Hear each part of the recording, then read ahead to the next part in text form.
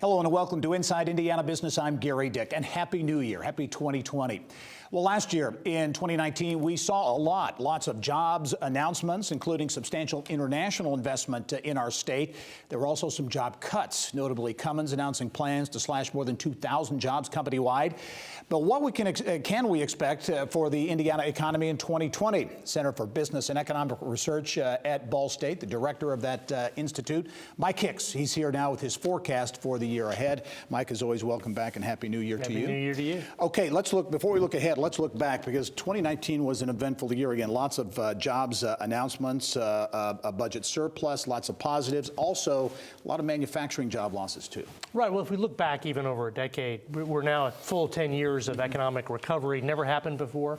And so Indiana's done fairly well. We've added jobs each year. We've added manufacturing jobs since 2010. And so maybe this year is an anomalous. Maybe after 10 years of growth, maybe there's just a quick pause in manufacturing.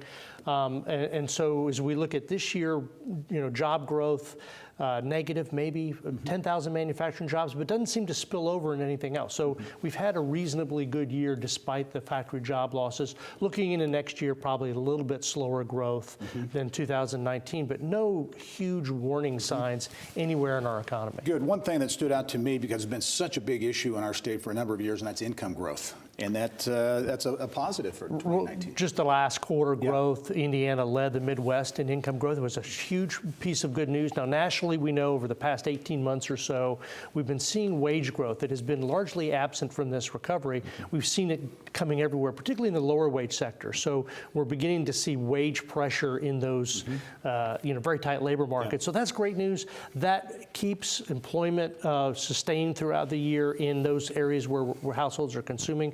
Pretty good Christmas season, I think, here in Indiana and everywhere else. So that's fantastic news, and sort of gives a sense that maybe the economy isn't stalling as we thought maybe 6 months ago. Well, let's look ahead, because there are some on the national scene predicting maybe an economic slowdown, some even talking recession. What do you see in the tea leaves, especially as it relates to Indiana? Right. Well, it's hard to read the tea leaves. The model, I just cannot force it into recession. There's just too much consumer confidence.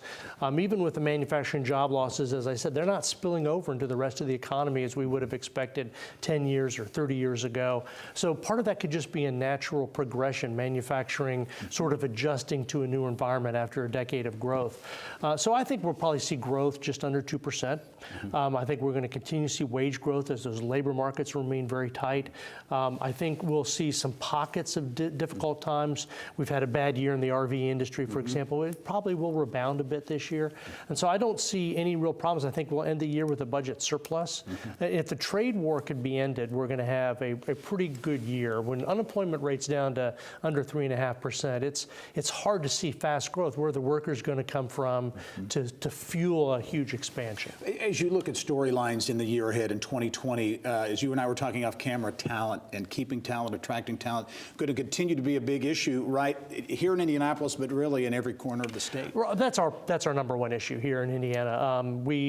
The jobs that were created over this long recovery have not been as robust. They've been more concentrated in low-wage sectors. Again, some of that may be changing with the wage growth, but we cannot fuel a big modern economy without more of those college-educated folks staying. So what's happening in central Indiana, which is absorbing more than 100% of the growth of the state, really has to extend to the rest of the state. The governor's mentioned that in his concern over growth hitting every corner of the state.